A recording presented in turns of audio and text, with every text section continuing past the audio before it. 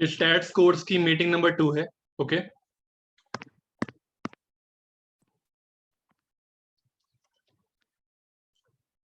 Last time हम बात कर रहे थे काउंटिंग की। वी डिड परम्यूटेशंस, कॉम्बिनेशंस, जो 4 कैटेगरीज थी, रिप्लेसमेंट एंड विदाउट रिप्लेसमेंट के साथ order and order doesn't matter, वो सब हमने कवर कर लिया।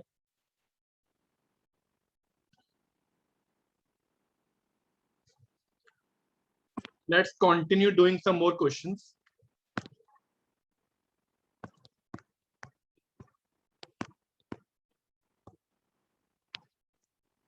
पोकर गेम पर बेस्ड कुछ क्वेश्चंस करेंगे। ओके, तो सबसे पहले व्हाट्स रिक्वायर्ड इज कि आप सबको ये पता हो कि एक स्टैंडर्ड 52 कार्ड्स की डेक के बारे में आपको पता होना चाहिए।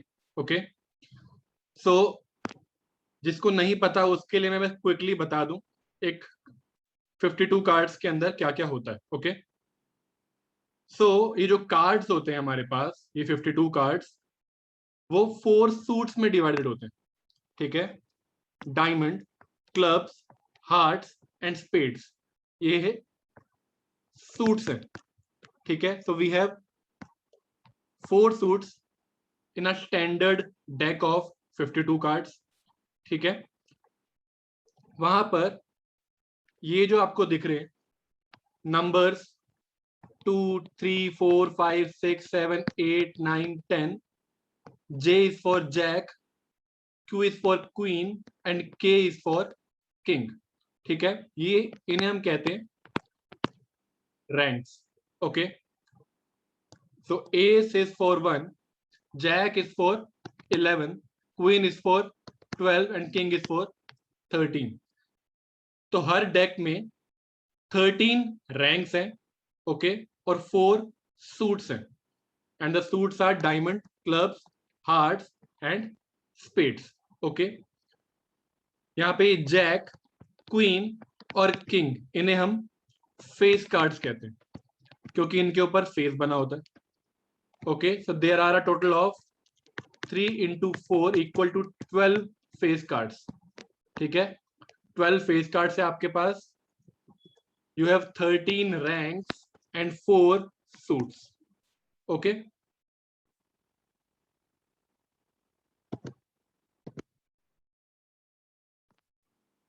okay, तो इनमें जो डायमंड और हार्ट्स हैं वो रेड कलर में, डायमंड्स और हार्ट्स रेड कलर के होते हैं।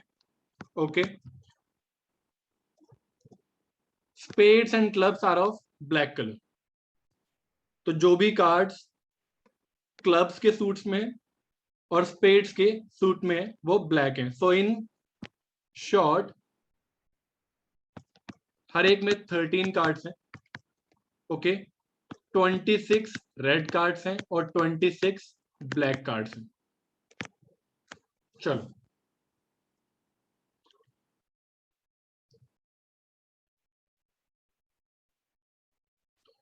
Now let's start with a question. आज का पहला क्वेश्चन है that you are served with 5 cards। Okay,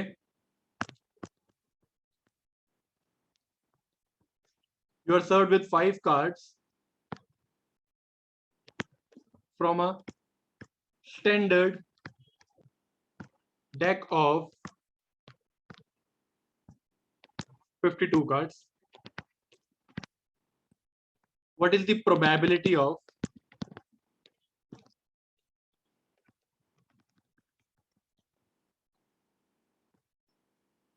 a full house?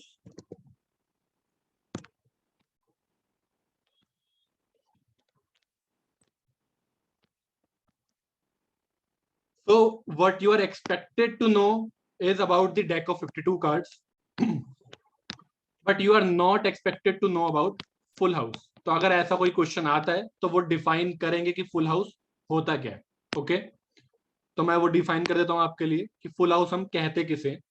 Poker की गेम में there is something called full house, और वो क्या है वो बता, उसकी बात करते हैं। So a full house consists of 3 cards of same rank and 2 cards of another rank. ठीक है. So for example, like कि अगर आपके उन 5 कार्ड्स में आपके पास 3 किंग्स हैं एंड 2 सेवंस हैं, ओके, समथिंग लाइक दिस, कि 3 आपके पास किंग्स हैं और 2 सेवंस हैं, then it is a full house. और लेट्स से 3 आपके पास थ्रीज हैं और 2 आपके पास टूज हैं, तो ये एक फुल हाउस है. तो आपको ये बताना है कि ऐसा होने की प्रोबेबिलिटी क्या है. वन मोर थिंग, हर रैंक के आपके पास ऑब्वियसली 4 कार्ड है. तो 2 के आपके इस डेक में 4 कार्ड्स हैं, किंग्स आपके इस डेक में 4 कार्ड्स हैं, सेवंस आपके इस डेक में 4 कार्ड्स हैं. ओके, सो आपको ये बताना है कि फुल हाउस की प्रोबेबिलिटी क्या है, कि ऐसा कुछ होने की प्रोबेबिलिटी क्या है. Okay,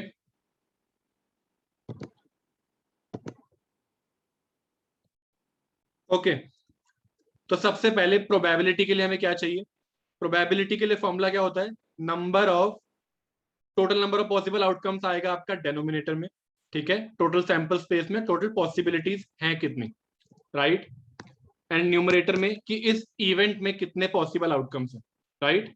so probability of full house is equal to, तो total number of possible outcomes कितने हैं? आपके पास 52 कार्ड्स हैं, उनमें से आपको 5 चूज करने. So there are a total of 52 choose 5, ठीक है. Total number of possible outcomes कितने हो गए? 52 चूज 5. ये आपको सर्व करे जाएंगे 5 cards out of 52 cards. Then full house के अंदर कितनी पॉसिबिलिटीज हैं? ओके, सो आपको क्या चाहिए? यू नीड 3 कार्ड चाहिए आपको किसी पर्टिकुलर रैंक के, एंड देन 2 कार्ड चाहिए आपको किसी और रैंक के, राइट. तो सबसे पहले क्या करेंगे? पहले आप रैंक चूज करोगे. तो जिस रैंक के आपको 3 कार्ड चाहिए, तो there are a total of 13 ranks, उनमें से आपको एक रैंक चूज करनी है. और उस रैंक के कार्ड के आपको कितने कार्ड चाहिए? 3, तो 4 चूज 3. ओके, आपने ए से लेकर के A2 3 से लेकर के किंग तक इनमें से कोई एक रैंक चूज कर ली, ठीक है. फॉर एग्जांपल यहां पर के चूज कर लिया. फिर आपके पास 4 किंग्स हैं, उन 4 में से आपको कितने चाहिए? 3, तो 4 चूज 3. ओके, देन बचे हुए सूट्स में से अब कितनी सूट्स रह गई? 12. उनमें से आपको एक रैंक चूज करनी है जिसके आप 2 कार्ड निकालोगे, तो दैट्स 4 चूज 2, ठीक है. या आपने पहली रैंक चूज करी जिसके आपको 3 कार्ड्स निकालने, फिर आपने दूसरी रैंक चूज करी जिसके आपको 2 कार्ड्स निकालने. Okay, okay. तो क्या किया हमने, मैं एक बार रिपीट कर रहा हूं. 13 चूज 1, आपने इन 13 सूट्स में से कोई एक सूट चूज, सॉरी 13 रैंक में से आपने एक रैंक चूज करी. ओके, फॉर एग्जांपल अगर मैं इस वाले कॉम्बिनेशन की बात करूं, तो आपने पहले मुझे आपको एक वो रैंक चाहिए जिसके आप 3 कार्ड चूज करने वाले हो. तो उसके लिए पहले आपने क्या करा? आपने किया 13 choose 1 for choosing a rank, ये आ गया. देन अब उस पर्टिकुलर रैंक जो आपने चूज करी है, आपके पास 4 कार्ड्स हैं. ओके, तो हर डेक में हर रैंक के 4 कार्ड्स होते हैं. तो अब उस रैंक के आपने 3 कार्ड्स निकाले, 4 में से 3 निकाल लिए. देन इसकी बारी आई 2 सेवंस की. तो अगेन अब आपको क्या करना है? इन बचे हुए 12 में से, क्योंकि ये वाला तो चूज हो चुका है, तो बचे हुए 12 रैंक में से आपने एक रैंक चूज करी, सो दैट्स 12 चूज 1, ठीक है। एंड देन उस रैंक के आप 2 कार्ड निकालोगे क्योंकि उसके आपको 2 कार्ड चाहिए, सो दैट्स 4 चूज 2। इसी को हम फुल हाउस कहते हैं। 3 कार्ड चाहिए आपको सेम रैंक के, एंड देन 2 कार्ड चाहिए आपको किसी और रैंक के, ठीक है, दोनों सेम होने चाहिए, okay.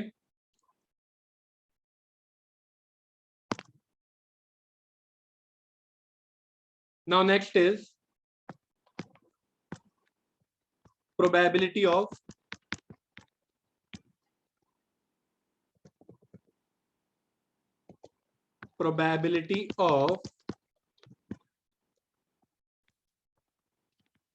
two pairs. Now again, 2 pairs क्या होता है?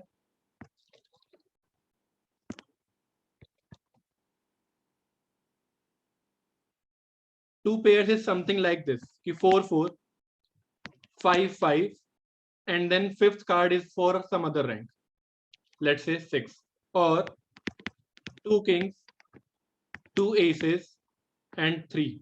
तो इस टाइप के कॉम्बिनेशन को हम 2 पेयर कहते हैं। ट्राई करो।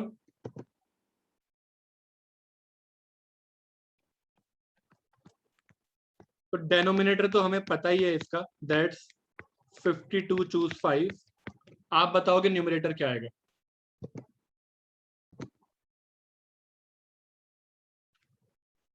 ध्यान से समझना इसे। आपको क्या चाहिए यहां पर? आपको इस फॉर्म के कॉम्बिनेशन चाहिए, ठीक है। सबसे पहले आपको 2 ऐसी रैंक चाहिए जिसमें से आप 2 कार्ड्स निकालोगे, okay. So that's 13 choose 2।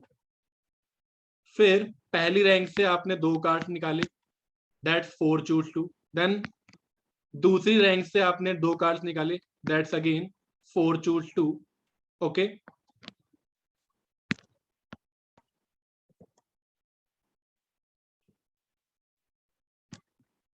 One second.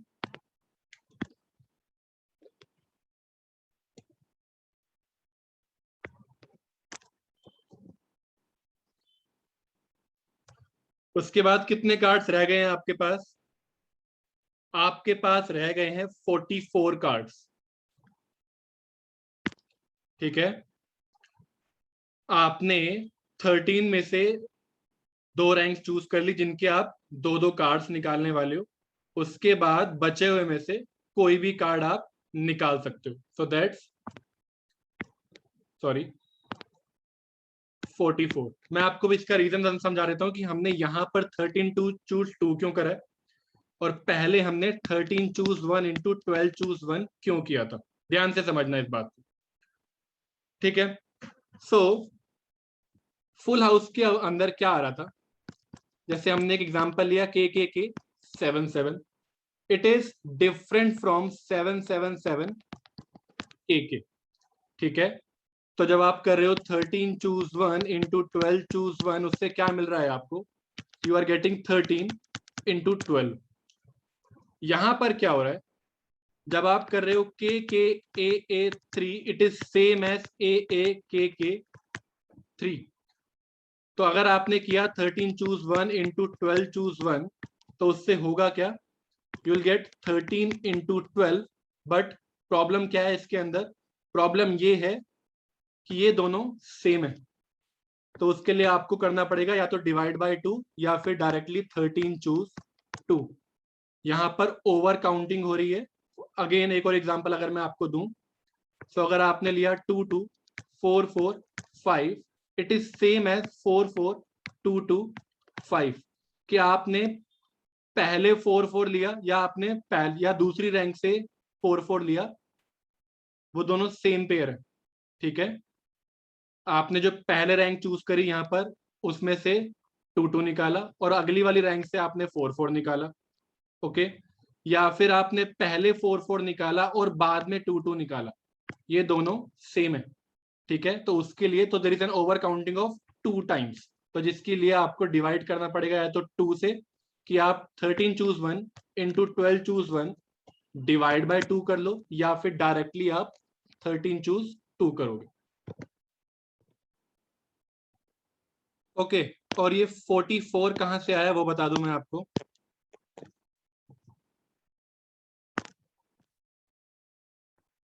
Thirteen choose 2 का मैं आपको रीजन दे चुका हूं, ठीक है।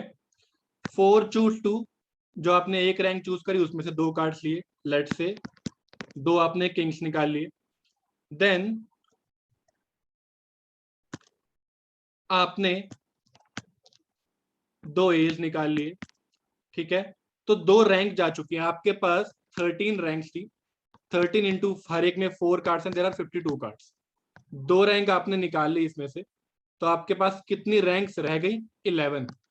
अब आप इन रैंक्स में से कोई भी कार्ड नहीं ले सकते। जो थर्ड कार्ड है that has to be of a different rank than these two. सो उस वजह से 52 में से 8 कार्ड्स गए। अब बचे हुए 44 में से आप कोई भी कार्ड ले सकते हो for this number. All right,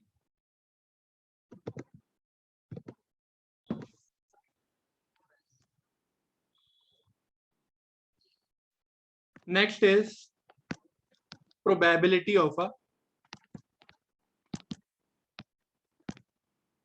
straight flush. Okay, so again पहले स्ट्रेट फ्लश होता क्या है वो डिफाइन करना पड़ेगा, कि आपको चाहिए 5 कार्ड्स इन अ सीक्वेंस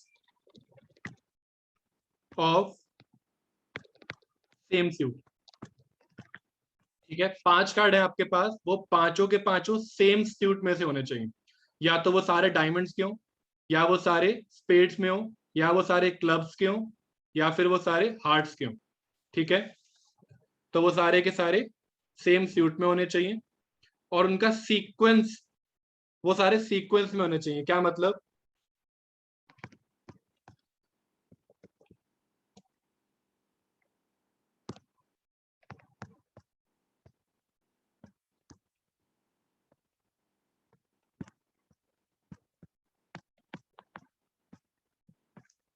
ये देखो, सो ये जैसे ए के क्यू जे और 10, ये 5 कार्ड्स हैं सेम सीक्वेंस में, ठीक है। तो ये एक स्ट्रेट फ्लश है। सो ए के क्यू जे 10 एंड 9, ये सारे सेम सूट के होने चाहिए, और ये एक सीक्वेंस में होने चाहिए। So that's a straight flush. या फिर 2 3 4 5 6 7, ये एक स्ट्रेट फ्लश है, ओके। इसके अलावा A 2 3 4 5 6, ये भी एक स्ट्रेट फ्लश है, ठीक है। जो मैंने सबसे पहले वाला बनाया है ए के क्यू जे और 10, इसे हम, चलो उससे कोई फर्क नहीं पड़ता, कंफ्यूजन हो जाएगी, छोड़ो। सो ये सारे फ्लश हैं, these are all straight flush. तो क्या आएगी प्रोबेबिलिटी स्ट्रेट फ्लश की? तो probability of a straight flush will be equal to, obviously denominator में आ जाएगा 52 चूज 5, और न्यूमरेटर में आएगा कि इसमें एक 52 कार्ड्स की गेम में, पोकर की गेम में आपके पास कितने स्ट्रेट फ्लश हो सकते हैं। तो काउंट करो और बताओ। ओके, तो देखो मैं बता देता हूं, स्ट्रेट फ्लश एक पर्टिकुलर सूट में कितने हो सकते हैं। तो यहां से आप देख सकते हो, ये आपका पहला है स्ट्रेट फ्लश, एक नीचे आओगे दूसरा, एक नीचे आओगे तीसरा, ऐसे आप काउंट करते हुए जा सकते हो, ओके। और यहां से देख सकते हो, क्योंकि ए से लेकर के 5 तक ये आपका पहला है, that's your first straight flush, और ऐसा आप जा सकते हो 10th तक, ठीक है। इस वाले स्ट्रेट फ्लश में सबसे छोटा नंबर कौन सा है? यहां पर ए। देन अगला straight flush will be 2 to 6, then 3 to 7, then 4 to 8, then 5 to 9, ऐसे करते हुए आप 10th तक जा सकते हो। उससे ऊपर अगर जाओगे तो आपको स्ट्रेट फ्लश नहीं मिलेगा।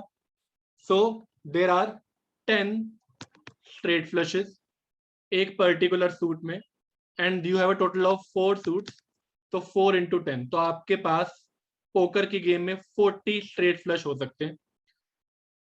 और नीचे 52 चूज 5 ही आएगा, क्योंकि जो मेन गेम है वो यहाँ पर मैं डिफाइन कर चुका हूँ, वही कंटिन्यू चल रही है।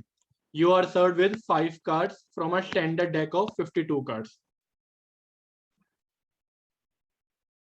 तो total number of 5 card combination कितने हो सकते हैं? 52 चूज 5। ठीक है,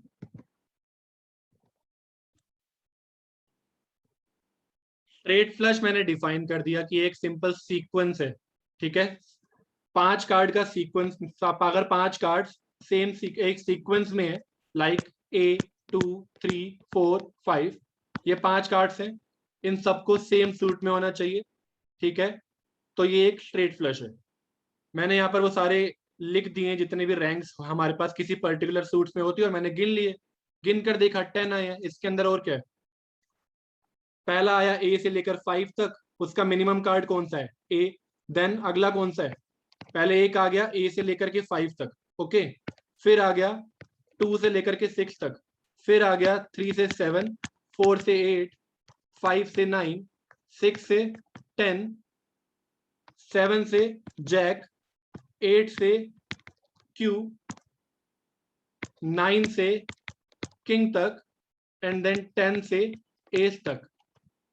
10 जैक क्यू किंग एस, ये भी एक फ्लश काउंट होता है। तो कितने हो गए? 1 2 3 4 5 6 7 8 9 10, आ गया 10।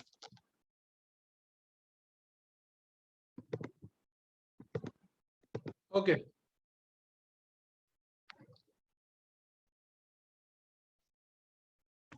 Next, probability of 4 of a kind. Again define कर ले पहले 4 ऑफ अ काइंड को। 4 ऑफ अ काइंड क्या होता है? All 4 cards of 1 rank and any other card. 4 card होने चाहिए सेम रैंक के, और 5वां कार्ड कोई भी हो सकता है। तो डेनोमिनेटर इज 52 चूज 5। आपको 5 कार्ड सर्व करे गए थे, तो 4 ऑफ अ काइंड के कितने कॉम्बिनेशन हो सकते हैं?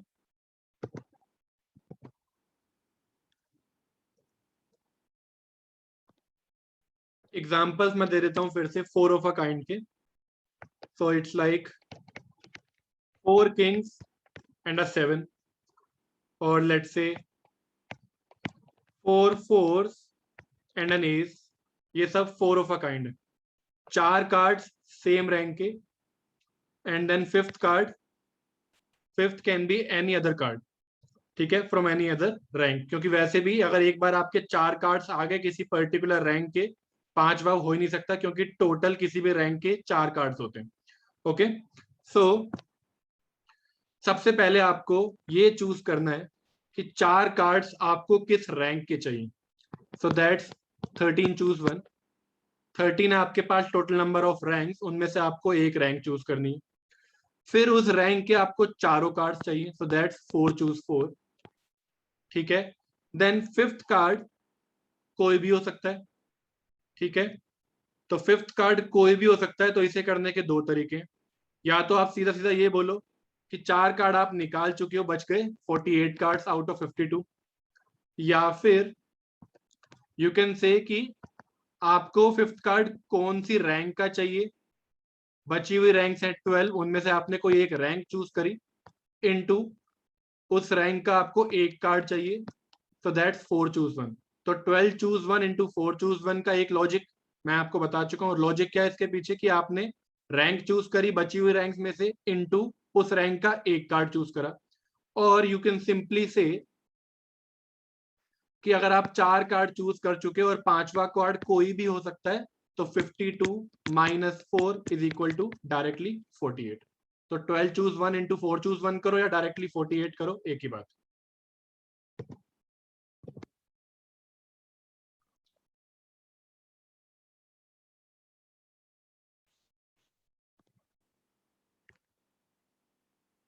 ये क्वेश्चन है 18 फ्रॉम DSC 2006. ओके, क्वेश्चन है suppose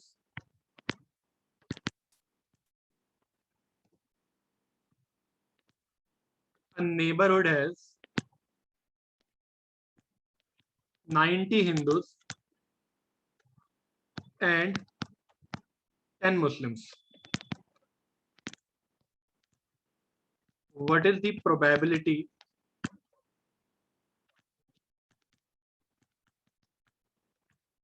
that two randomly selected persons from that neighborhood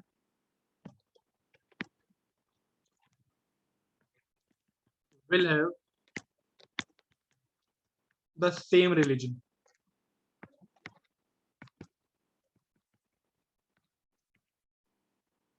ठीक है, ट्राई करो, और जो रिकॉर्डिंग देख रहा है वो पॉज करने के बाद पहले खुद ट्राई कर लेना, फिर सॉल्यूशन देखना. ओके,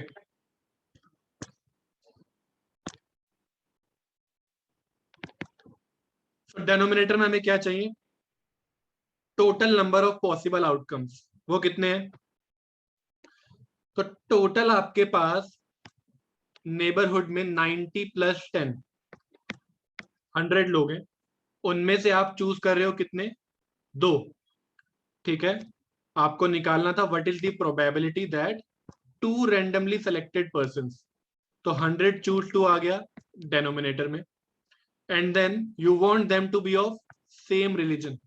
तो अगर सेम रिलीजन के चाहिए मुझे, तो या तो मैं सिर्फ हिंदूज में से 2 चूज करूं, या फिर मैं सिर्फ मुस्लिम्स में से 2 चूज करूं. So that's 90 choose 2 plus 10 choose 2. ठीक है,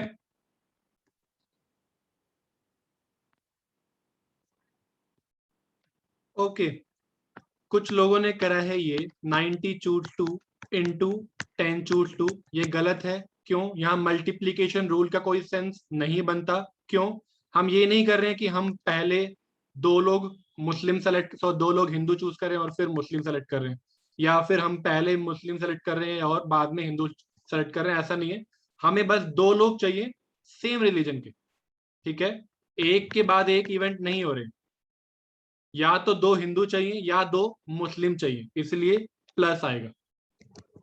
ठीक है,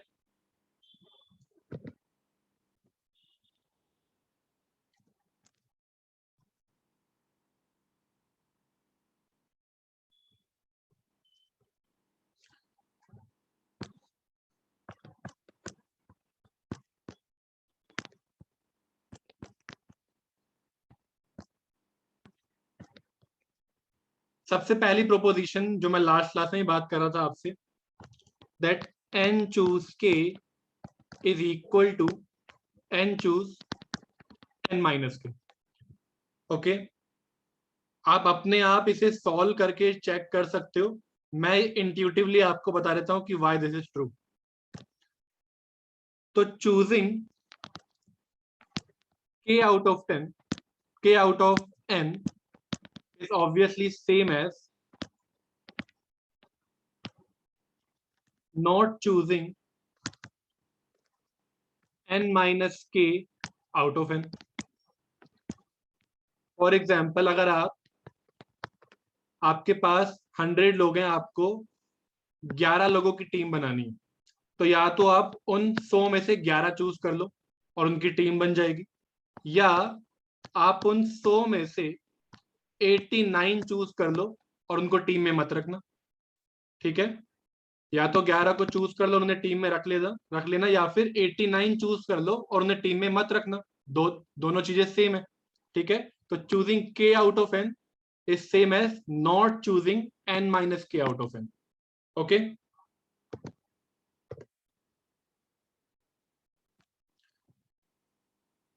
next, n into n minus 1 choose k minus 1 is equal to k into n choose k. Okay, इसे इंट्यूटिवली देखते हैं कि why this is true. So let's say आपके पास 12 लोग हैं, ठीक है, या आपके पास लेट्स से 20 लोग हैं। आपको उनमें से 11 की टीम बनानी है और उन 11 में से एक को कैप्टन चूज करना है, ठीक है। टोटल 20 लोग हैं, 11 की टीम बनानी है और उनमें से किसी को कैप्टन चूज करना है। तो ऐसा करने के दो तरीके हैं। क्या क्या कि या तो मैं सबसे पहले 20 में से किसी एक को कैप्टन बना लूं, ठीक है। पहले मैं कैप्टन चूज कर लेता हूं। कैप्टन चूज करने के बाद कितने लोग रह जाएंगे? 19, ठीक है। अब उन 19 में से मुझे 10 लोग चूज करने हैं, क्योंकि ये जो 11 की टीम है दैट्स 10+1, जिसमें से एक कैप्टन है। तब आपको कितने चूज करने हैं रिमेनिंग में से? 10। तो वो आ गया ये कि आपने पहले कैप्टन को चूज कर लिया, फिर बचे हुए लोगों में से बची हुई टीम बना ली, ठीक है। पहले कैप्टन आ गया, and choose one, and then बचे हुए लोगों में से बची हुई टीम आ गई। ये एक तरीका है, ओके। या फिर आप पहले उन 20 लोगों में से 11 की टीम बना लो, 20 चूज 11, एंड देन उस टीम में जो 11 लोगों की टीम है उनमें से किसी एक को कैप्टन बना लो। वो ये रहा कि आप पहले सब लोगों में से अपनी टीम चूज कर लो 11 की, एंड देन उन 11 में से किसी एक को कैप्टन बना दो। दैट्स के चूज वन या फिर के, क्योंकि n choose one, k choose one, n choose one is n, k choose one is k. Okay,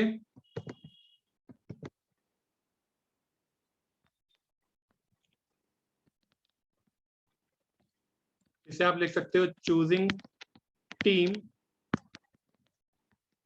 then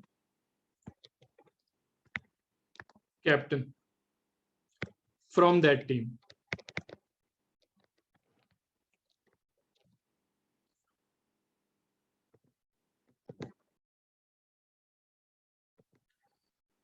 तो इस तरीके से इन प्रूफ को देखने का फायदा ये है कि आपको फिर आप ये भूलोगे नहीं कभी, है ना। अगर आपके माइंड में ये स्टोरी रहेगी तो आप फिर ये फॉर्मूला कभी गलत नहीं करोगे अगर आपके सामने आता है तो। Third one, n choose k is equal to n-1 choose k -1 plus n-1 choose के, ठीक है। अगेन लेट्स से आपके पास 20 पीपल है, okay, and you have to make a team of 11।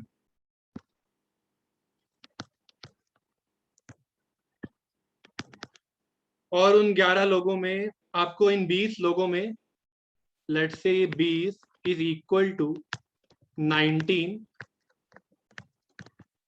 Plus Ravit, ठीक है। इन 20 लोगों में मैं भी हूं, हमें 11 लोगों की टीम बनानी है। तो दो एग्जॉस्टिव केसेस क्या हो सकते हैं? एक तो सीधा सीधा 20 में से मुझे 11 लोग चूज करने हैं, टीम बन जाएगी, ठीक है। इसे मैं दो पार्ट्स में डिवाइड कर सकता हूं। क्या क्या कि या तो टीम मेरे बिना बनेगी, कि सीधा सीधा हम रवित को टीम में नहीं रख रहे हैं एंड दैट्स 19 चूज 11, या फिर पक्का रवित तो टीम में रहेगा ही रहेगा, okay, and then you have to choose the remaining team. Okay, पहला क्या हुआ, ये कौन सी टीम बनी? ये इधर आएगा। आपने टीम बनाई कि पक्का रवित टीम में रहेगा ही रहेगा, बस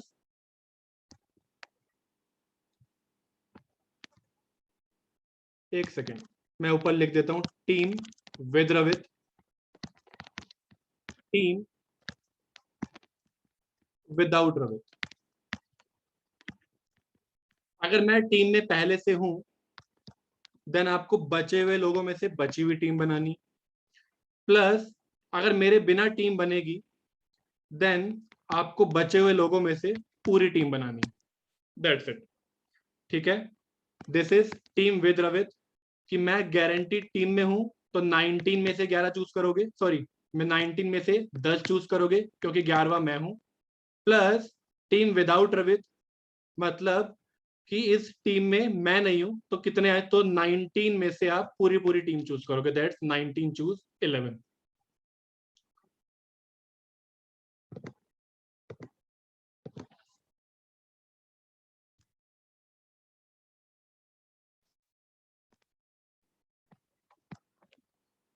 fourth is a plus b to the power n,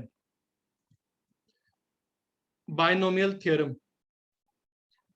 It is equal to summation k equal to 0 to n, n choose k, a to the power k, b to the power n minus k, binomial theorem. तो यहां हम क्या कर रहे हैं, a plus b to the power n को आप लिख सकते हो a plus b into a plus b into a plus b and finally a plus b ऐसा हो रहा है n times.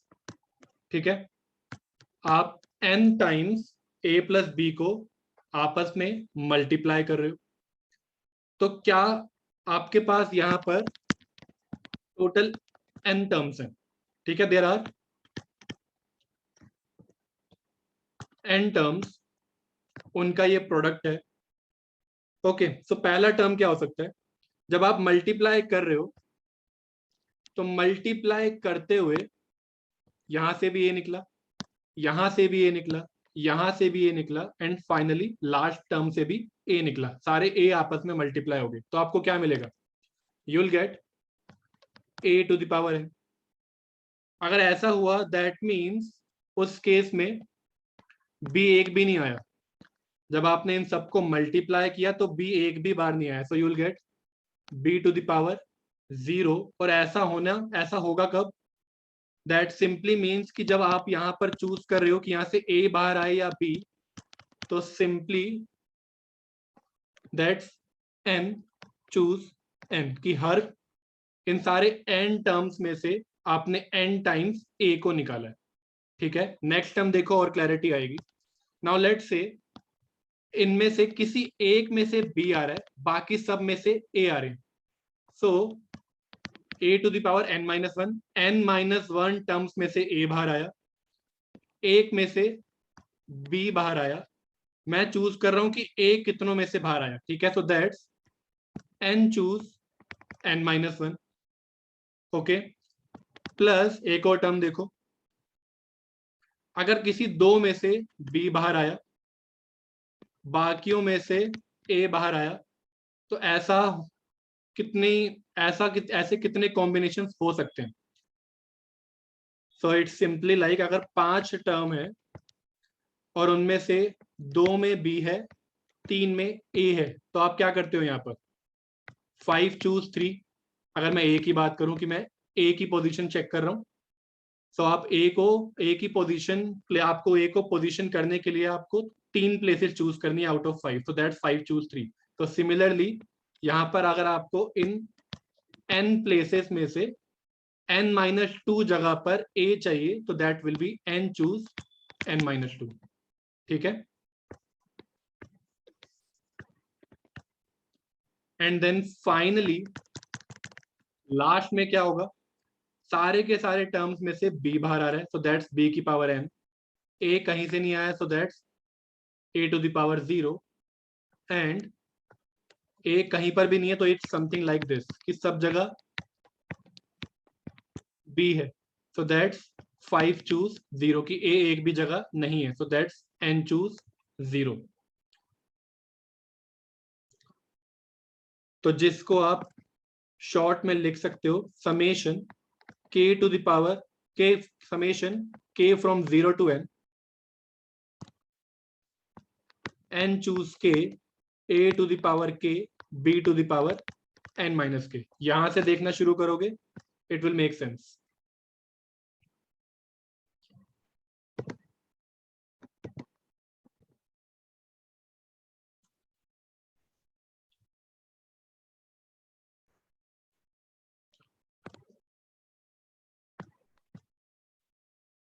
n choose 0 plus n choose 1 plus n choose 2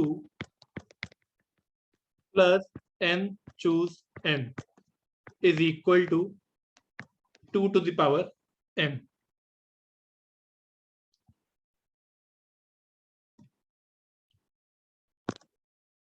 2 to the power n देखते ही आपको याद आना चाहिए number of subsets of a given set, right. तो लास्ट क्लास में भी हमने देखा था, एग्जांपल लिया था मैंने इस सेट का 1 2 3, और इसके जब मैंने सबसेट्स बनाए थे तो वो कैसे कैसे बनाए थे। एक कि अगर इस सेट में n टर्म्स है और यहाँ पर 3 टर्म्स हैं, तो इस पर्टिकुलर केस के लिए n is equal to 3।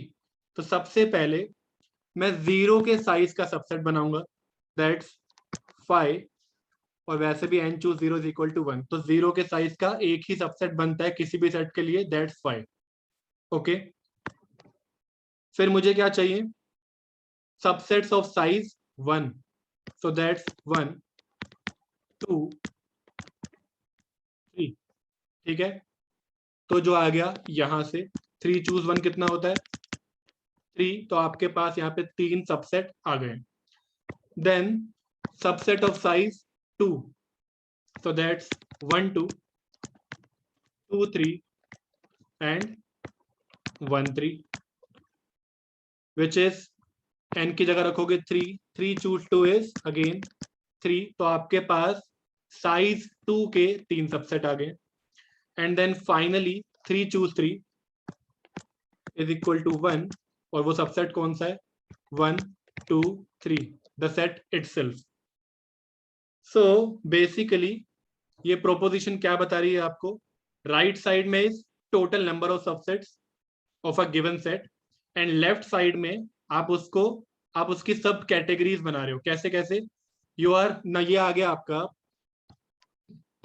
This one is number of subsets of size 0, number of subsets of size 1, number of subsets of size 2, and then finally number of subsets of size n when the number of elements in a given set is n।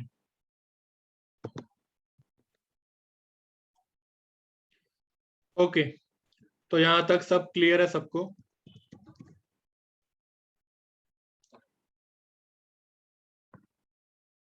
Let's talk about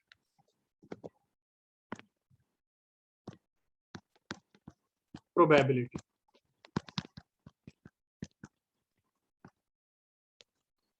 counting के questions हम करते रहेंगे, concept wise it is done. बाकी आप assignment जब आपको मिलेगा उसमें से आप प्रैक्टिस कर सकते हो क्वेश्चंस। ओके, प्रोबेबिलिटी पर आते हैं। तो लास्ट क्लास में we defined S S sample space,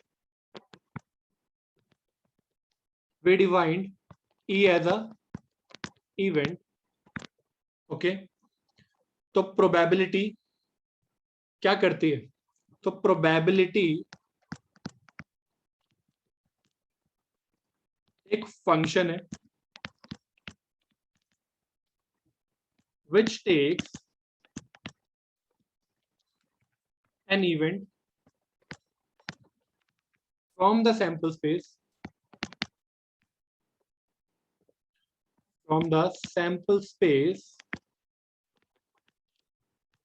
and returns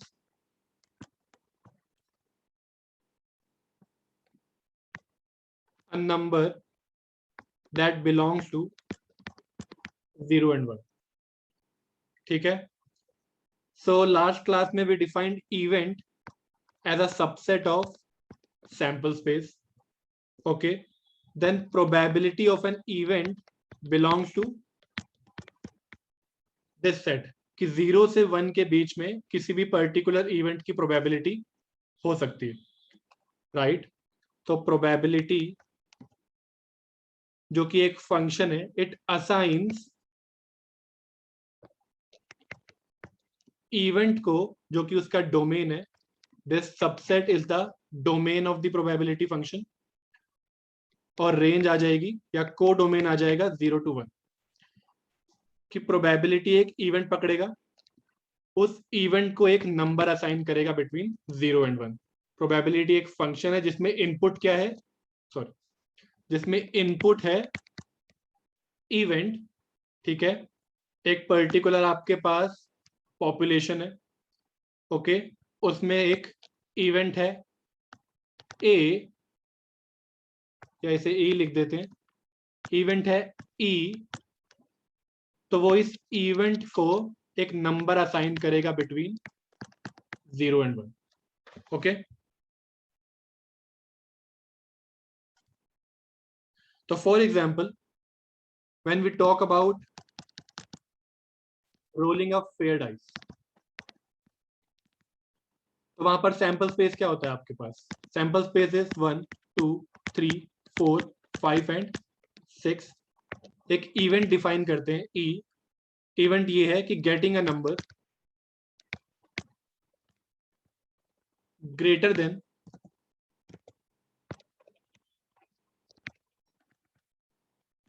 और इक्वल टू 5। तो ई के अंदर क्या आ जाएगा, यू विल गेट 5 and 6। एक डाइस रोल करने पर इवेंट ये है कि आपको मिल रहा है नंबर ग्रेटर देन और इक्वल टू 5, तो ये दोनों आ गए इस इवेंट के अंदर। Clearly this E is a subset of S जिसका साइज है 2, ठीक है। तो इस चीज की प्रोबेबिलिटी कितनी आ जाएगी, इसकी प्रोबेबिलिटी आ जाएगी, इसके अंदर 2 एलिमेंट्स हैं, इसके अंदर 6 एलिमेंट्स है, टोटल पॉसिबल आउटकम्स आर 6। इस इवेंट में पॉसिबल आउटकम्स हैं 2, तो 2/6। तो सिंपली प्रोबेबिलिटी ने क्या करा, प्रोबेबिलिटी ने इस इवेंट को एक नंबर असाइन कर दिया बिटवीन 0 and 1 इंक्लूडिंग दोनों। तो उसने इस इवेंट को विच इज द डोमेन एक नंबर असाइन कर दिया between 0 and 1। So that's how the definition of probability works.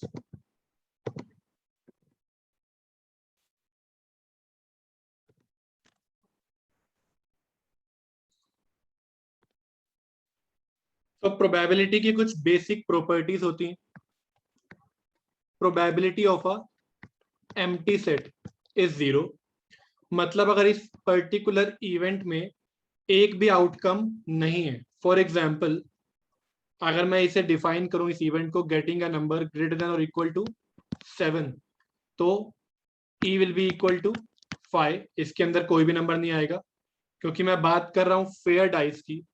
Event है कि मुझे नंबर मिले ग्रेटर देन और इक्वल टू 7, ऐसा हो ही नहीं सकता।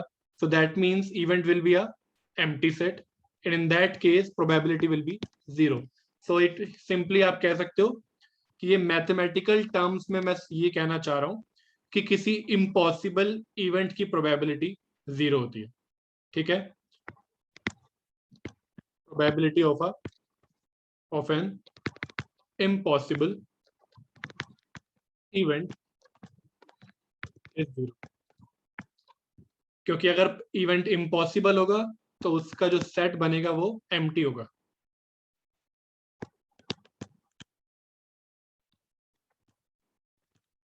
ठीक है।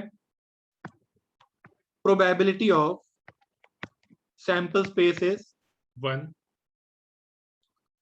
अगर सारे आउटकम्स जितने भी पॉसिबल आउटकम्स हैं उसका सेट लोगे एज एन इवेंट, तो ऑब्वियसली यू विल गेट 1, क्योंकि उनमें से एक ना एक तो पक्का होगा ही होगा। So you can say probability of a certain event is 1, ठीक है।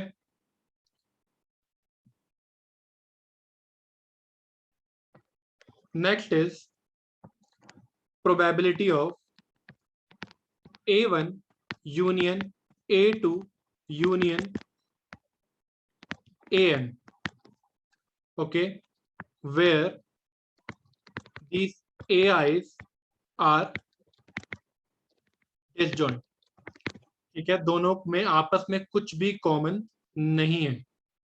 मतलब A I intersection A J is equal to 5, उनके आपस में कुछ भी कॉमन नहीं है। सो इट्स समथिंग लाइक, ये एक पॉपुलेशन है, मैं इसे कुछ पार्ट्स में डिवाइड कर रहा हूँ। That's A1, that's A2, that's A3, that's A4, that's A5। सब में आपस में कुछ भी कॉमन नहीं है, तो ये जो पांचों इवेंट्स हैं ये डिसजॉइंट है।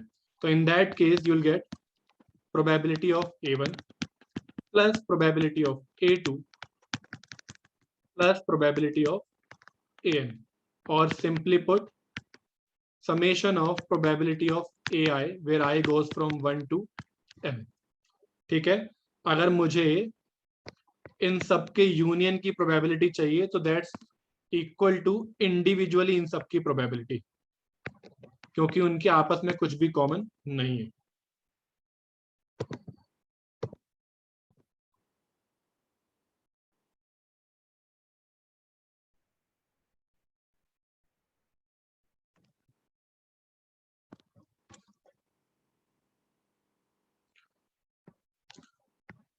Probability of A complement, A complement और simply not A, it is equal to 1 minus probability of A के ना होने की प्रोबेबिलिटी, टोटल प्रोबेबिलिटी होती है 1। प्रूफ देखो इसका, हमें पता है कि ए और उस ए कॉम्प्लीमेंट का union will be equal to sample space. कैसे पता है? वेन डायग्राम में देखो, अगर ये ए है then this whole thing is A complement and this whole thing is, this rectangle is sample space. तो ए का यूनियन जब मैं करूंगा ए कॉम्प्लीमेंट के साथ तो will get the sample space, and A complement are disjoint. ये आपको दिख रहा है वेन डायग्राम में, इसे वेन डायग्राम कहते हैं। ठीक है, तो ए और ए कॉम्प्लीमेंट डिसजॉइंट है। ठीक है, so taking probability both sides, तो probability of A union A complement will be equal to probability of sample space. Probability of sample space is 1 and probability of union of two disjoint set will be probability of A plus probability of A complement। यहां से आया, disjoint events होंगे तो union के case में उनकी जो probabilities है वो ऐड हो जाएंगी। सो probability of A complement will be equal to 1 minus probability of A। तो A के ना होने की probability is total probability minus A के होने की प्रोबेबिलिटी।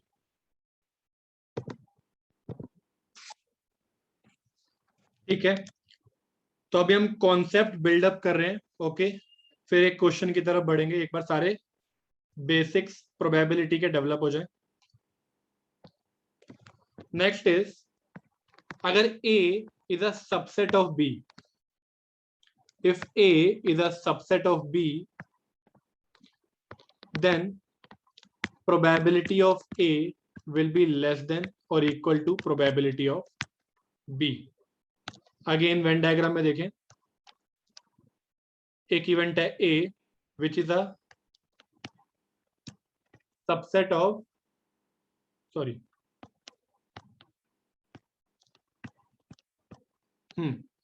तो यहां पर A is a subset of B, then obviously A के अंदर जो पॉसिबल आउटकम्स हैं they are much lesser than number of possible outcomes in B divided by total number of possible outcomes। तो you will simply get कि A की probability will होने की, A के होने की probability will be less than B के होने की probability, right?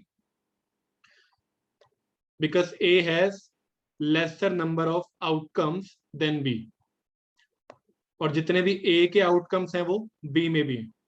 लेकिन बी में ए से ज्यादा है।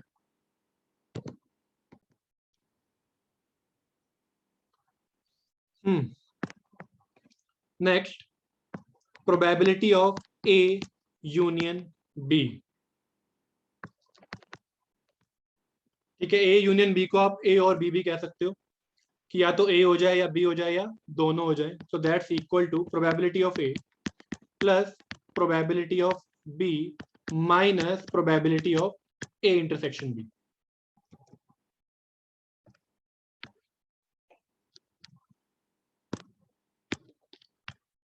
तो दैट्स ए, दैट्स बी। आपको क्या निकालना है? आपको निकालना है probability of A union B, यानी इनकी आपको प्रोबेबिलिटी निकालनी कि ए हो जाए या बी हो जाए। ठीक है, इस चीज की आपको प्रोबेबिलिटी निकालनी है। तो ये फॉर्मूला कैसे सही है उसकी बात कर लेते हैं जल्दी से। प्रोबेबिलिटी ऑफ ए जब मैं बात कर रहा हूं तो क्या क्या आ जाएगा उसके अंदर? ये आ गया और ये वाला पार्ट भी आ गया। When we are talking about probability of B, ये पार्ट आ गया और ये वाला पार्ट भी आ गया। बट फाइनली हमें चाहिए थे ये सारे पार्ट्स एक एक बार, लेकिन यहां पर 2 बार आ चुका है। And this part is called A intersection B. Intersection basically means common area. तो यहां पर ये वाला पार्ट 2 बार आ गया है, तो एक बार हमें हटाना पड़ेगा उसे। तो उसके लिए माइनस ए इंटरसेक्शन बी, ये हट गया और अब तीनों पार्ट्स एग्जैक्टली एक बार आ गए। सो दैट्स वाई ये दोनों चीजें इक्वल है। ठीक है,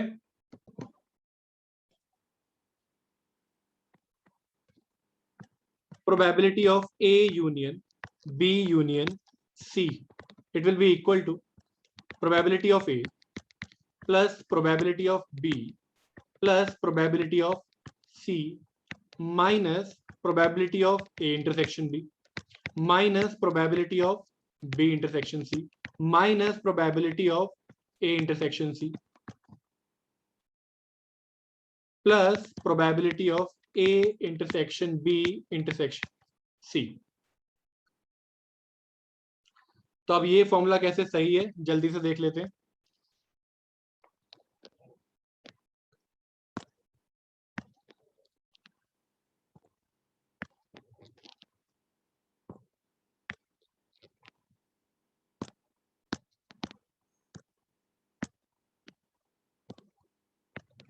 ओके, हमें क्या चाहिए?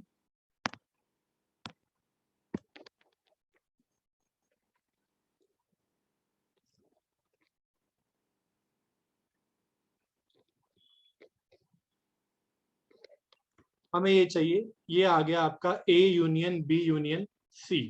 ठीक है, फॉर्मूले में देखते हैं ये हमें मिल रहा है कि नहीं मिल रहा। तो probability of A, probability of A में आ गया ये और ये। प्रोबेबिलिटी ऑफ बी, उसमें आ गया ये और ये बी का पूरा सर्कल। प्रोबेबिलिटी ऑफ सी, उसमें आ जाएगा ये और ये वाला पार्ट, सी का पूरा circle.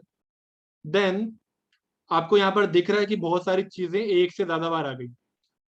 Then we are subtracting A intersection B. A intersection B कौन से वाला पार्ट है? ये वाला।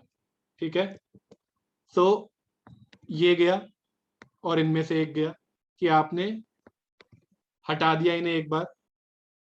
Then B intersection C, B intersection C is this part. तो एक बार यहां से गया और एक यहां से गया। Then A intersection C minus कर रहे हो आप। ए इंटरसेक्शन सी में क्या आ रहा है? This thing. सो ये गया और ये भी गया। देन फाइनली ये एक बार आ रहा है, ये एक बार आ रहा है, ये एक बार आ रहा है, ये एक बार आ रहा है, ये एक बार आ रहा है, ये भी एक बार आ रहा है। बट इस पार्ट में से कुछ भी नहीं आ रहा है, वो सब हट चुका है। तो मुझे एक बार उसको ऐड करना पड़ेगा and this part is called A intersection B intersection C. तो उसको हमने फाइनली इंक्लूड कर दिया एंड फाइनल टिक। तो ये फॉर्मूला सही है।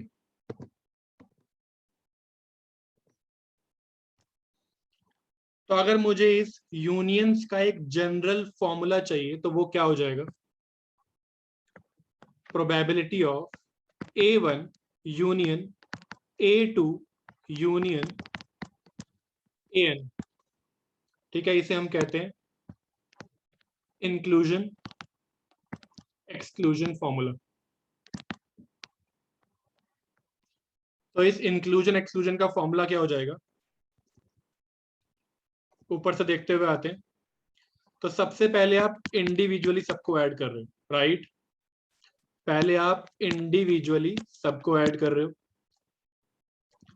so that's simply equal to summation probability of AIs I from 1 to n। ठीक है, देन दो दो टर्म्स जिसमें है आप उन्हें माइनस कर रहे हो।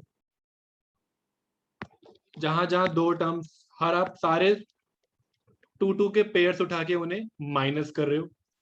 So that's minus probability of AI intersection AJ, okay, I less than J। अभी समझाता हूं मैं I लेस देन J क्यों आया।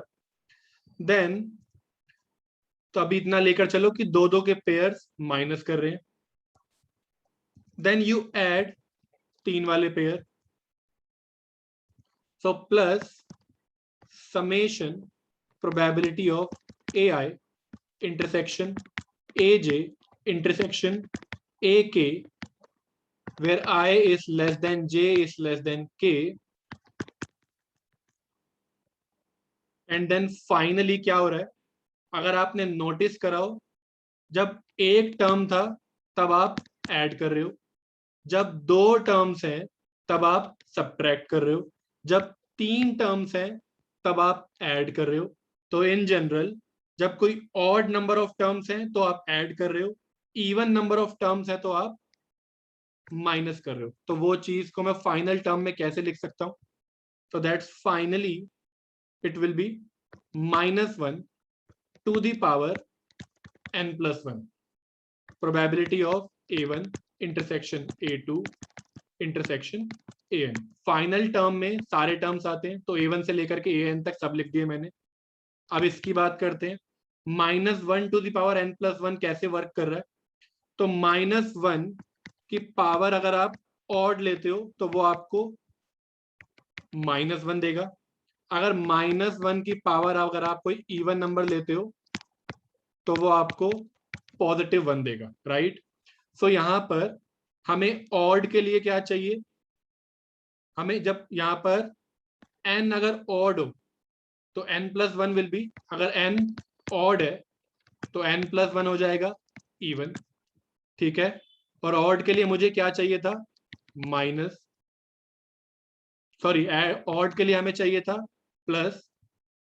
टू टर्म्स, जब सिंगल टर्म है तो आप पॉजिटिव ले रहे हो, जब तीन टर्म्स है तो आप पॉजिटिव ले रहे हो। तो ऑड के लिए आपको प्लस चाहिए, इवन के लिए आपको माइनस चाहिए था। तो यहां पर जब n ऑड होगा तो n+1 बन जाएगा इवन, और फिर -1 की पावर बन जाएगी इवन, तो आपको मिल जाएगा प्लस। एंड सिमिलरली अगर n हुआ इवन तो n+1 हो जाएगा ऑड, और अगर n+1 ऑड हुआ तो -1 to the पावर n+1 आपको क्या देगा? माइनस। तो सिंपली जब n इवन होगा तो ये आपको ये टर्म दे देगा माइनस। तो ये ऐसे वर्क कर रहा है, ठीक है? तो इवन के लिए आपको, सॉरी, तो अगर फाइनली इस टर्म में n एलिमेंट्स हैं, अगर n अगर ऑड हुआ तो ये पॉजिटिव दे देगा, n अगर इवन हुआ तो ये आपको माइनस दे देगा। ठीक है, now let's talk about I less than J, I less than J less than K। ये क्या कर रहे हैं यहां पर? तो जब मुझे दो दो टर्म्स, दो दो पेयर बना करके, अगर आपके पास n एलिमेंट्स है, आप उनमें से दो दो के पेयर निकाल रहे हो और उनको सब्ट्रैक्ट करना चाह रहे हो, तो प्रॉब्लम क्या आ सकती है वो समझो।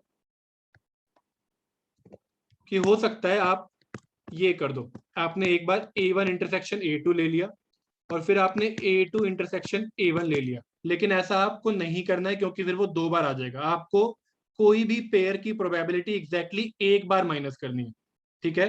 तो जब मैं यहाँ पर I लेस देन J लगा दूंगा तो उससे क्या काम करेगा वो, कि सिर्फ ये वाला पेयर आएगा, ये नहीं आएगा। यहाँ पर I is equal to 1, J is equal to 2, तो एक बार अगर मैं ये वाला पेयर ले लूं तो ये वाला पेयर आएगा ही नहीं, क्योंकि वो फिर I लेस देन J को सेटिस्फाई नहीं करेगा, ठीक है। या फिर अनदर थिंग कैन बी कि आप यहाँ पर I not equal to J लेते तो वो सब कुछ 2 बार आ जाता, जो हमें नहीं चाहिए। तो इसलिए हम यहाँ पर क्या कर रहे हैं, मैं यहाँ पर लिख रहा हूँ I लेस देन J, फिर इस टाइप के पेयर एग्जैक्टली एक बार आएंगे। सेम थिंग होल्ड्स हियर, कि यहाँ पर क्या हुआ, अगर आपके पास 3 टर्म्स हैं A1, A2 और A3, मैं उनका इंटरसेक्शन ले रहा हूं, तो अगर आपने एक बार ये ले लिया, then A2 intersection A1 intersection A3, इसे ही आप, ये ओवर काउंटिंग हो जाएगी, आप बेकार में इसे ले लोगे। तो उसके लिए हम क्या कर रहे हैं, I less than J less than K, कि अगर एक बार 1 लेस देन 2 लेस देन 3 ये वाला पेयर आ गया, तो ये वाला पेयर, ये वाला सॉरी पेयर नहीं है, तो ये वाला जो 3 एलिमेंट्स वाला जो टर्म है वो इस चीज को सेटिस्फाई करेगा ही नहीं, तो इसलिए बाहर हो जाएगा। आप सिर्फ और सिर्फ इस तरीके के कॉम्बिनेशन को लोगे जहां पर I is less than J is less than K। तो ओवर काउंटिंग से बचने के लिए यहाँ पर I less than J and I less than J less than K लगाया जाता है।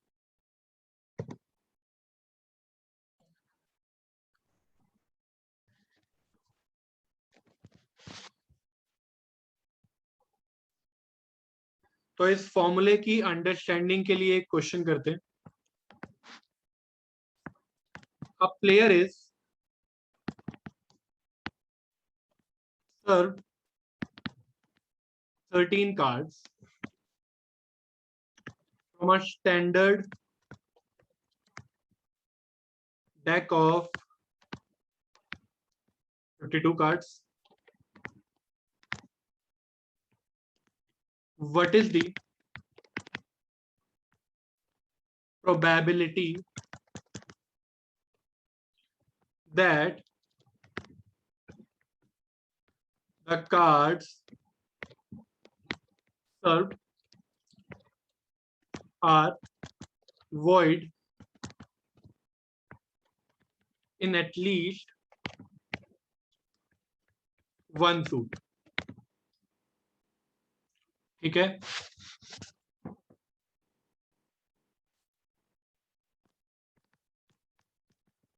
void in one suit means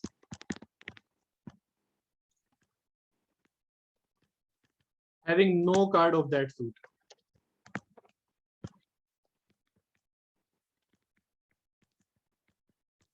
question क्या है, 13 कार्ड्स सर्व करे एक प्लेयर को आउट ऑफ 52 कार्ड्स। देन आपसे पूछा जा रहा है what is the probability that cards served are void in at least one suit. आपके पास 4 सूट्स होते हैं, you have diamonds, you have clubs, okay, you have hearts and then you have spades, ठीक है। तो जो आपको 13 कार्ड्स मिले हैं, उन 13 कार्ड्स में से एक भी कार्ड स्पेड्स का ना हो, या हार्ट्स का ना हो, या क्लब्स का ना हो, या डायमंड्स का ना हो, ये आपसे पूछा जा रहा है, ठीक है। कि किसी एटलीस्ट किसी एक सूट का कार्ड उन 13 कार्ड्स में ना हो, ओके। तो बेसिकली आपको क्या निकालना है, मैं डिफाइन कर देता हूं event. Let V1 be the event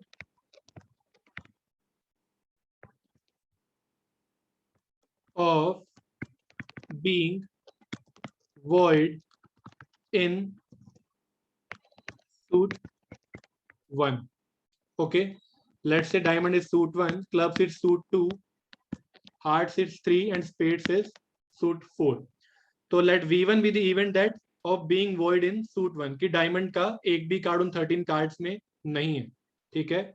या फिर इन जनरल आप कह सकते हो let Vi be the event of being void in suit I where I belongs to 1, 2, 3 and 4। क्या मतलब इस बात का, कि V1 क्या हो गया, void in suit 1,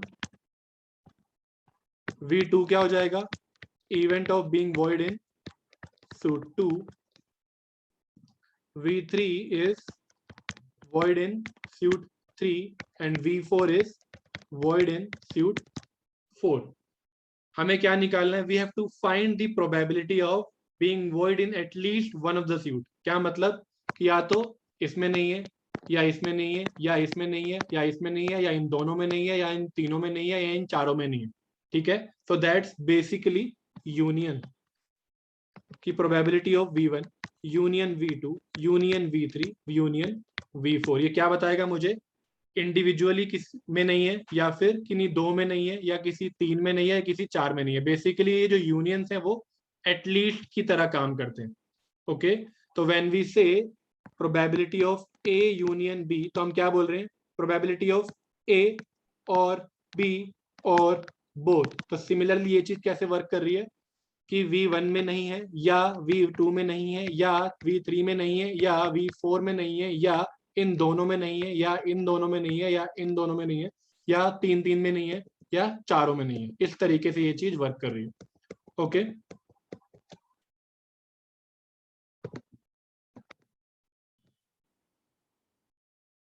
ओके, तो इसका फॉर्मूला अप्लाई करते हैं। We have the general formula. सबसे पहले क्या आएगा, सबके सब इंडिविजुअली ऐड होंगे, that means probability of VI where I is from 1 to 4 सारे इंडिविजुअली ऐड, देन दो दो के पेयर्स सब्ट्रैक्ट होंगे, तो I less than J probability of VI intersection VJ, देन तीन तीन के कॉम्बिनेशन ऐड होंगे, so that's summation I less than J less than K probability of VI intersection VJ intersection VK, and then finally चार वाला जो combination है जिसमें सारे ही इवेंट्स हैं, that will be subtracted, so V1 intersection V2 intersection V3 intersection V4। Okay, सबसे पहली चीज जो आपको नोटिस करनी है वो ये है कि ये सारे के सारे इवेंट्स सिमेट्रिक हैं, कि कार्ड, उन 13 कार्ड्स का डायमंड में ना होना is same as number of ways जिनका उसमें क्लब्स में ना होना, सेम एज हार्ट्स में ना होना, एंड सेम एज स्पेड्स में ना होना। दीज आर सिमेट्रिक इवेंट्स, कि जो प्रोबेबिलिटी डायमंड्स के लिए आएगी वही प्रोबेबिलिटी स्पेड्स के लिए भी आएगी। ठीक है, सो रादर देन मैं उनको अलग अलग लेकर करूं, मैं सिंपली लिख सकता हूं इस टर्म को, क्योंकि वो चारों के लिए प्रोबेबिलिटी सेम आने वाली है, तो मैं लिख सकता हूं 4 इंटू प्रोबेबिलिटी ऑफ V1। क्यों, क्योंकि probability of V1 is equal to probability of V2 is equal to probability of V3 equal to probability of V4 by symmetry. ठीक है, so that's 4 PV1, right. Now VI intersection VJ वो हम निकाल लेंगे, लेकिन उससे पहले इसकी बात करते हैं। तो ऐसे आपके पास कितने इवेंट्स होंगे, जो दो दो के पेयर बनने वाले हैं वो कितने आएंगे, well that's equal to 4 choose 2, V1 V2 V1 V3 V1 V4, ऐसे करके आपके पास 4 चूज 2 यानी 4 into 3 divide by 2 which is 6 आएंगे ऐसे आपके पास इवेंट्स। ओके, तो V2 V3 V2 V4। Okay, तो जब मैं कॉम्बिनेशंस का फॉर्मूला लगाता हूं तो नोटिस करने वाली बात यह है कि वो फिर रिपीटिशन नहीं होने देता, क्योंकि उसमें ऑर्डर मैटर नहीं करता। ठीक है, तो V2 V1 नहीं आएगा, सिर्फ V1 V2 लिया हमने। सो 4 चूज 2 आ गया, and then probability of let's say V1 intersection V2, क्योंकि अगेन बाय सिमेट्री जो प्रोबेबिलिटी V1 इंटरसेक्शन V2 की आएगी वही प्रोबेबिलिटी V2 इंटरसेक्शन V3 की आएगी, वही प्रोबेबिलिटी V2 इंटरसेक्शन V4 की आएगी बाय सिमेट्री। प्लस तीन तीन के कॉम्बिनेशन कितने निकल सकते हैं, वेल दैट्स 4 चूज 3। कौन कौन से होंगे, V1 V2 V3 V1 V2 V4 and V2, V3, V4। तो ये आ गए 4 चूज 3 में। अच्छा 4 है, कौन सा रह गया? V1, V3, V4।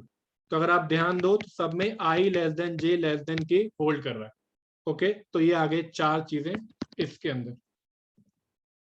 Into probability of V1 intersection V2 intersection V3।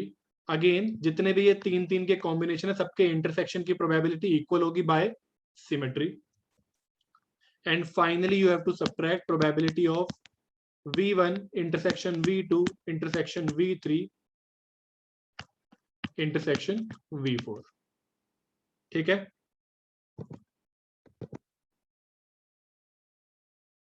Okay.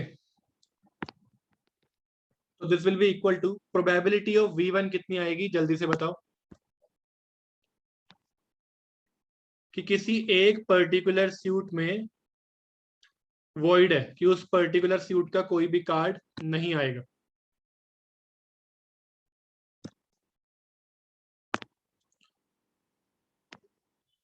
So again 52 में से 13 कार्ड सर्व हुए, so that's 52 to choose 13 in the denominator.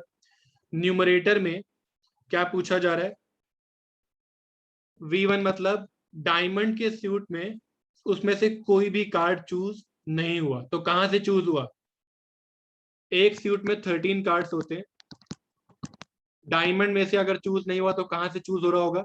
Remaining 39 cards में से। तो दैट्स 39 चूज 13। ठीक है, माइनस 4 चूज 2, दैट्स 6। ओके, अब denominator में अगेन 13 कार्ड्स चूज हुए आउट ऑफ 52। आपको ये बताना है अब V1 इंटरसेक्शन V2 यानी डायमंड्स और हार्ट्स में से चूज नहीं हुआ है कार्ड, तो वो किन में से चूज हुआ है? रिमेनिंग सूट्स में से। So that's 26 choose 13 plus 4 choose 3 is 4। 52 में से 13 कार्ड्स चूज हुए हैं, ऑल राइट। तो V1 intersection V2 intersection V3 की इन तीन सूट्स में से कहीं से भी चूज नहीं हुआ। तो कहां से चूज हुआ? फोर्थ सूट में से, दैट्स 13 चूज 13 या फिर 1, right. And then finally minus 52 choose 13। Total आपने 52 में से 13 चूज कार्ड्स चूज करे हैं, लेकिन वो कार्ड्स किसी भी सूट से नहीं है, ऐसा हो ही नहीं सकता। तो दैट्स एन इम्पॉसिबल इवेंट, तो उसके लिए आ जाएगा 0। So answer finally is 4 into 39 choose 13 upon 52 choose 13 minus 6 into 26 choose 13 by 52 choose 13 plus 4 into 13 choose 13 या फिर directly equal to 1 upon 52 choose 13। That's your answer.